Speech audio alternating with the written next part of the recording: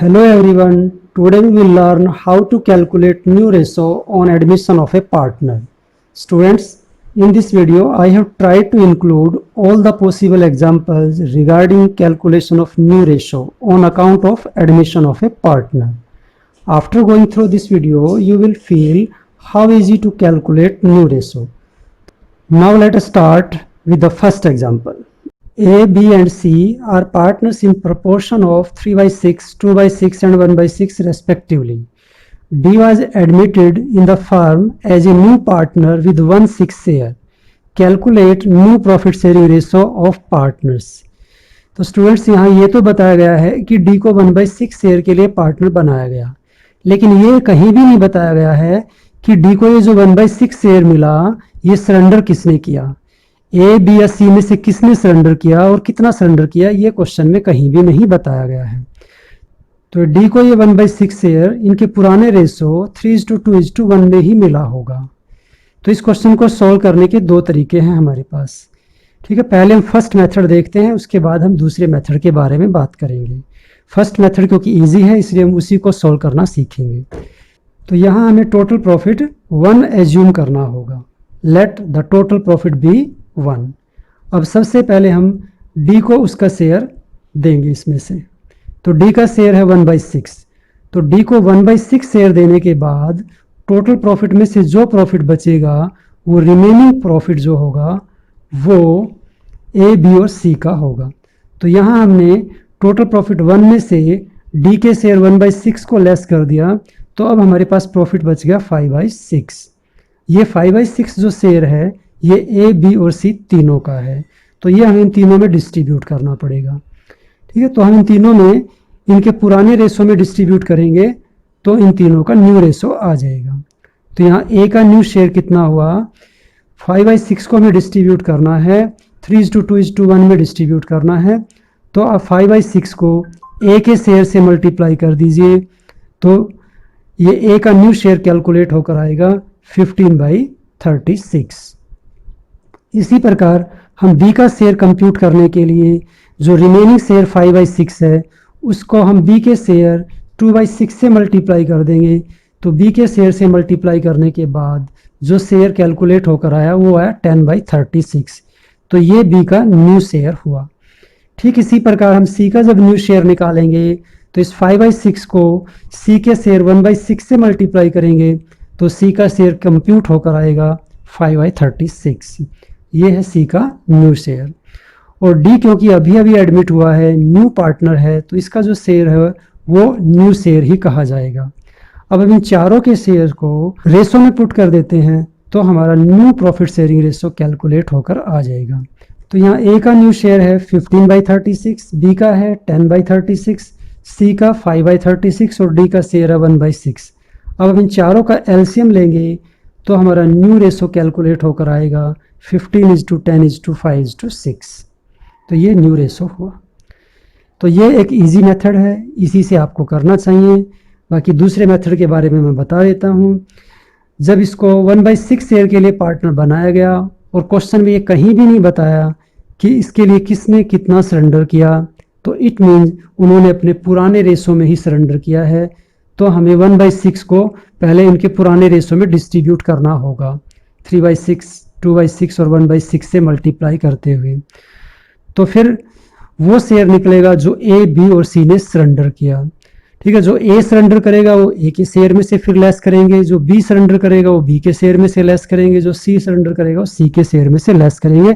तो ये ए, बी और सी के न्यू रेशो कैलकुलेट होकर आएंगे। तो वो थोड़ा सा लेंथी और टफ पड़ता है, तो इसलिए हम इसी मेथड को फॉलो करेंगे। ठीक है, ये इजी मेथड है। नेक्स्ट क्वेश्चन है, Ram and Shyam are partner sharing profits and losses in the ratio of 7:5. They admit Gopal as a new partner for 1/6 share which he acquires equally from Ram and Shyam. Calculate new profit sharing ratio of the partners. तो बच्चों यहाँ हमने गोपाल को new partner बनाया है 1/6 share के लिए।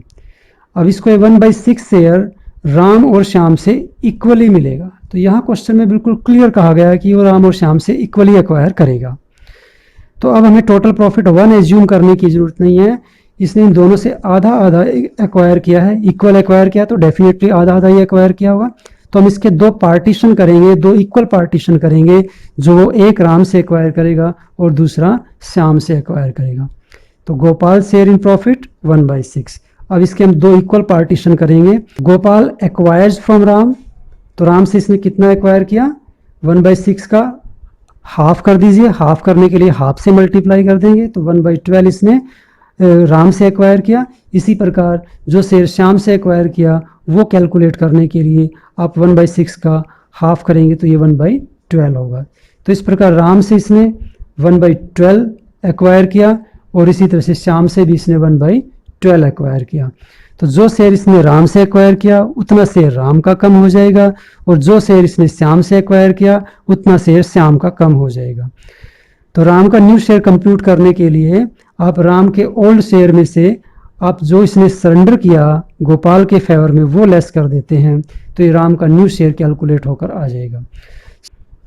श्याम का न्यू शेयर कंप्यूट करने के लिए हम श्याम के ओल्ड शेयर में से जो इसने 1/12 गोपाल के लिए सरेंडर कर दिया वो हम उसमें से लेस कर देंगे, तो ये श्याम का न्यू शेयर कैलकुलेट होकर आएगा 4/12। तो जो शेयर इनके पास बच गए वो इनके न्यू शेयर होंगे। गोपाल क्योंकि न्यू पार्टनर है तो उसका शेयर न्यू शेयर ही है। आप एलसीएम इक्वल करने के लिए 2 से मल्टीप्लाई और 2 से डिवाइड कर सकते हैं, आप करना चाहे तो कर लीजिए, नहीं तो आगे एलसीएम जब लेंगे तो ये अपने आप इक्वल हो जाएगा। तो अब इन तीनों के शेयर को अगर हम रेशो में रख देते हैं तो new profit sharing ratio calculate होकर आएगा राम, श्याम और गोपाल का। तो यहाँ पर राम का शेयर है 6/12, श्याम का 4/12 और गोपाल का है 2/12। तो एलसीएम लेने पर हमें जो रेशो मिलेगा वो 3:2:1 मिलेगा। ये न्यू प्रॉफिट शेयरिंग रेशो हुआ। स्टूडेंट्स, इसी क्वेश्चन को दूसरे प्रकार से भी फ्रेम किया जा सकता है। अभी जो हमने क्वेश्चन किया उसमें इसने कहा है कि गोपाल को इन्होंने 1/6 शेयर के लिए पार्टनर बनाया जिसे वो राम और श्याम से इक्वली एक्वायर करता है, लेकिन इक्वल डिस्ट्रीब्यूट करके नहीं दिया। इक्वल डिस्ट्रीब्यूट करने का काम हमें करना पड़ा। तो अगर ये चाहे तो इक्वल डिस्ट्रीब्यूट करके भी दे सकता है, जैसा कि इस क्वेश्चन में कहा गया है, they admit Gopal as a new partner for 1/6 share which he acquires 1/12 from Ram and 1/12 from Shyam. तो अब हमें इक्वल डिस्ट्रीब्यूट करने की जरूरत नहीं है, इक्वल डिस्ट्रीब्यूट करके आपको दिया हुआ है।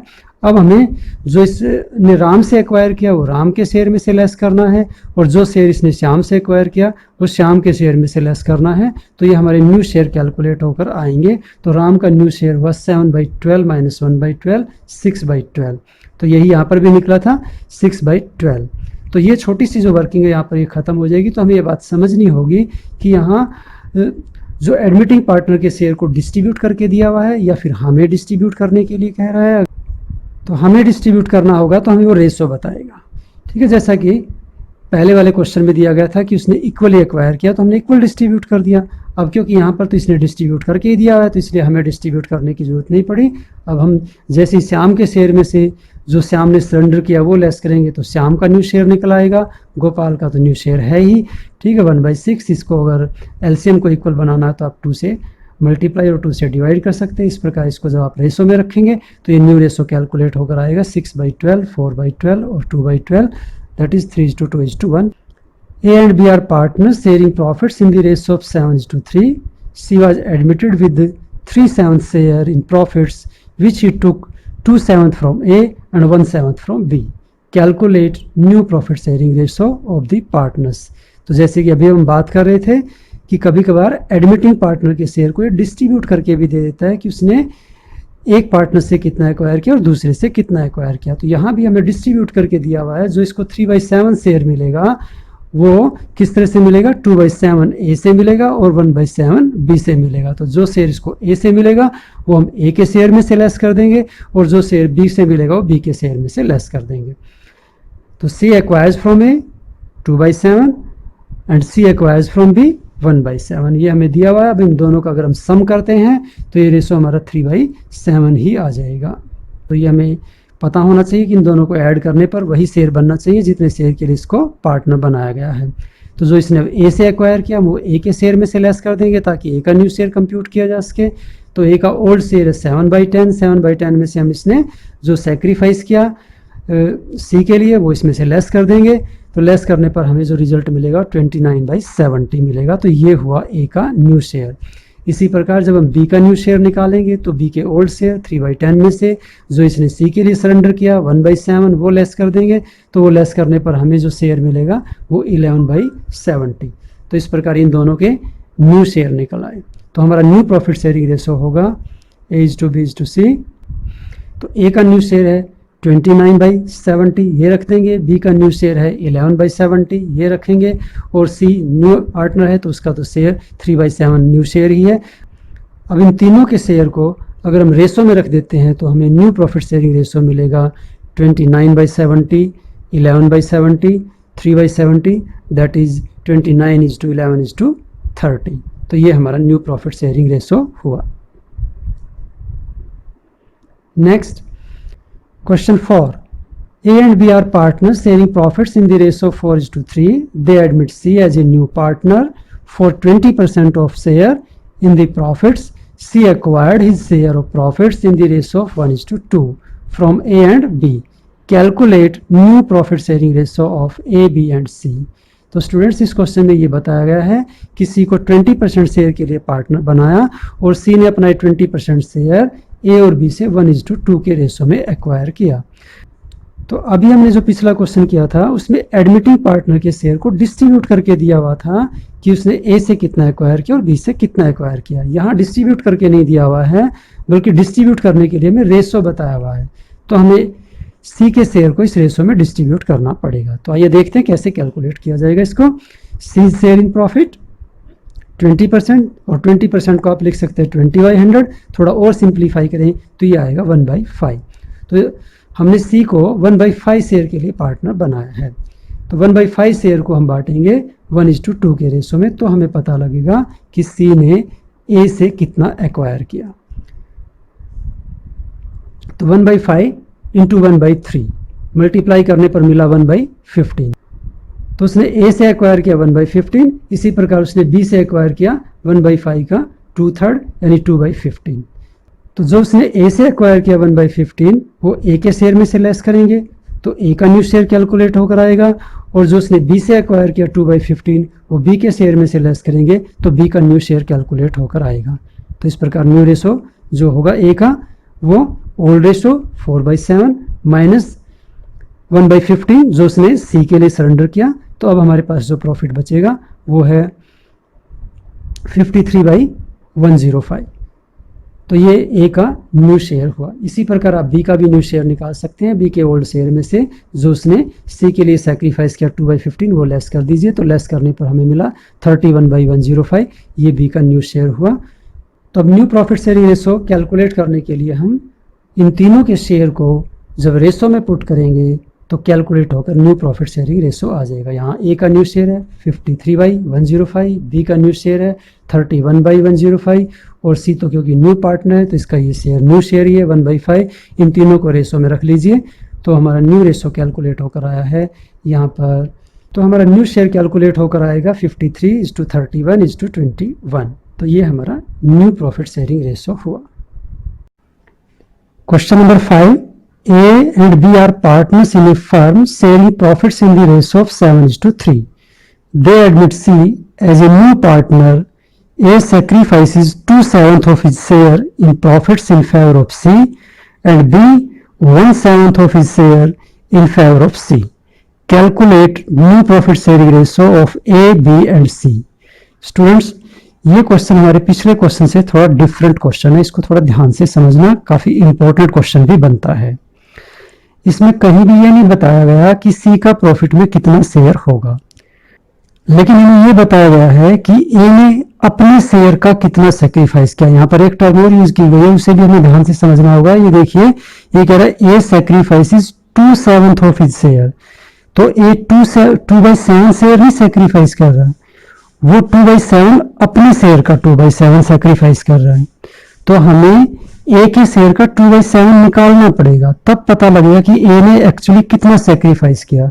ठीक इसी प्रकार ये देखिए बी के साथ लिखा हुआ है 1/7 ऑफ हिज शेयर। तो यहाँ पर बी 1/7 सेक्रीफाइस नहीं कर रहा है, वो अपने शेयर का 1/7 यानी उसका अपना शेयर कितना है बी का, यहाँ पर है 3/10। तो इस 3/10 का 1/7 सेक्रीफाइस किया उसने। तो पहले हम इन दोनों का सेक्रीफाइस निकालना पड़ेगा कि ए ने कितना सेक्रीफाइस किया और बी ने कितना सेक्रीफाइस किया, फिर दोनों को ऐड करके हम सी का शेयर बना सकते हैं। तो आइए देखते हैं कि ए कितना सेक्रीफाइस करेगा। तो सी एक्वायर्स फ्रॉम ए से वो कितना एक्वायर करेगा, उसके शेयर 7/10 का 2/7।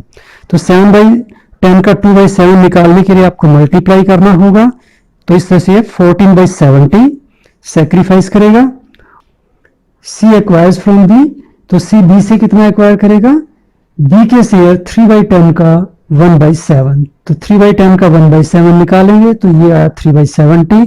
तो यहाँ पर बी जो सेक्रीफाइस करेगा वो 3/70 सेक्रीफाइस करेगा। तो अगर हम ए का न्यू शेयर निकालना चाहेंगे तो ए का न्यू शेयर कितना होगा, ए के पास जो अपना ओल्ड शेयर था 7/10, उसमें से इसने सेक्रीफाइस कर दिया 14/70, तो वो हमें लेस करना होगा। तो 7/10 माइनस 14/70 लेस करने पर हमें जो मिलेगा वो 35/70 मिलेगा। तो अब यहाँ पर ए का न्यू शेयर हुआ 35/70। इसी प्रकार बी का जब न्यू शेयर निकालेंगे तो बी के ओल्ड शेयर 3/10 में से, बी का ओल्ड शेयर है 3/10, इस 3/10 में से जो इसने सेक्रीफाइस किया 3/70 वो हम इसमें से लेस कर देंगे। तो अब हमारे पास जो बचेगा वो बी का न्यू शेयर बचेगा, वो है 18/70। अब देखते हैं कि सी का कितना शेयर होगा। तो सी को कुछ शेयर तो ए से मिला 14/70 और कुछ शेयर सी से मिला है तो सी को कुछ शेयर तो ए से मिला 14/70 और कुछ शेयर बी से मिला 3/70। तो इन दोनों को अगर हम ऐड करें तो ये बनेगा सी का शेयर। ठीक है, 14/70 जो ए से मिला इसको, ये 14/70 है जो ए ने सेक्रीफाइस किया, ये इसको ए से मिला, और इसी तरह से ये 3/70 जो बी ने सेक्रीफाइस किया ये बी से मिलेगा इसको। तो इन दोनों को अगर हम ऐड करेंगे तो ये सी का टोटल शेयर बनेगा 17/70। अब इन तीनों के हमारे पास न्यू शेयर आ चुके हैं, इनको अगर हम रेशो में रखेंगे तो फर्म का न्यू शेयर कैलकुलेट होकर आएगा A/B/C 35/70, 18/70 और ये 17/70। तो फाइनली हमारा रेशो कैलकुलेट होकर आया 35:18:17। Question number 6, A and B are partners in a firm's sharing profits and losses in the ratio of 3:2. C is admitted for 1/5 share in profits of the firm.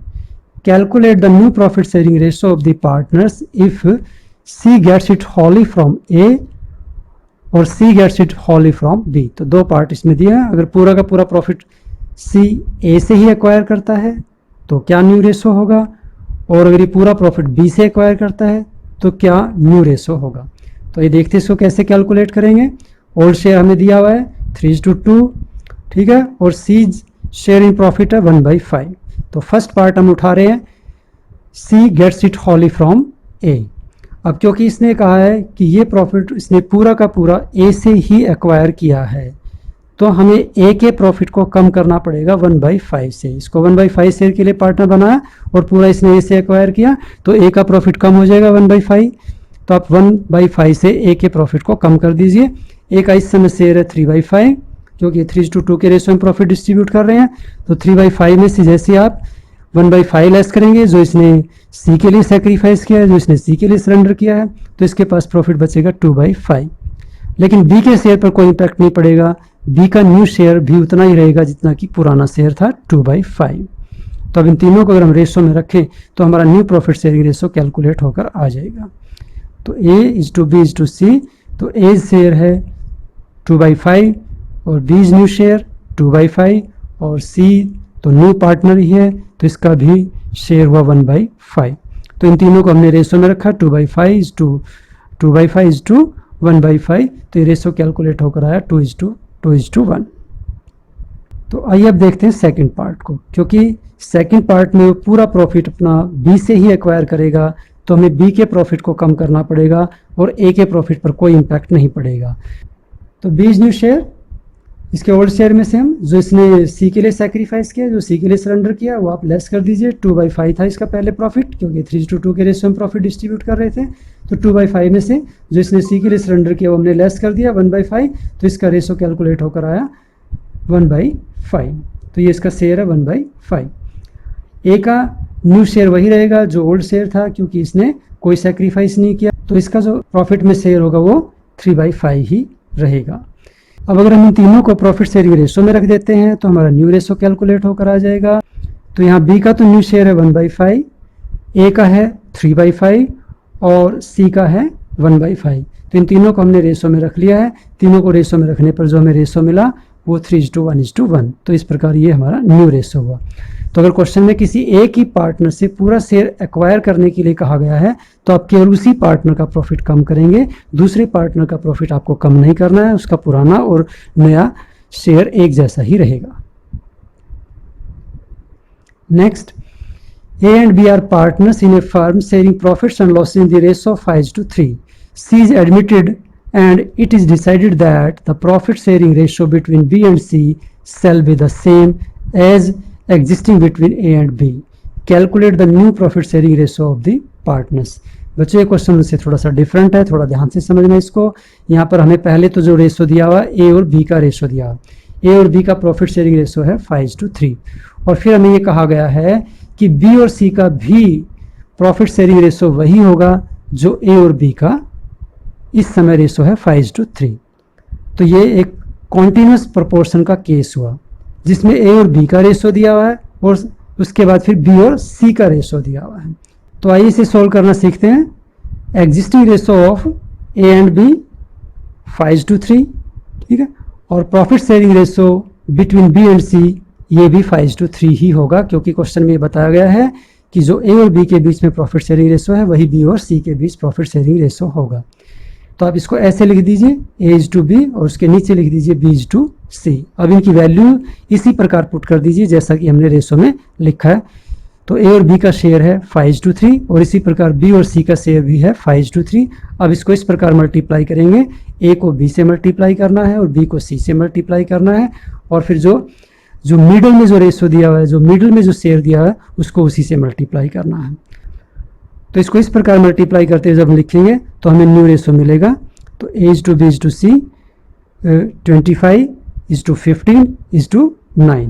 तो ये इनका new profit sharing ratio हुआ 25:15:9। तो ऐसा तभी करना है जब कॉन्टिन्यूस प्रोपोर्शन आपको दिए हुए हों।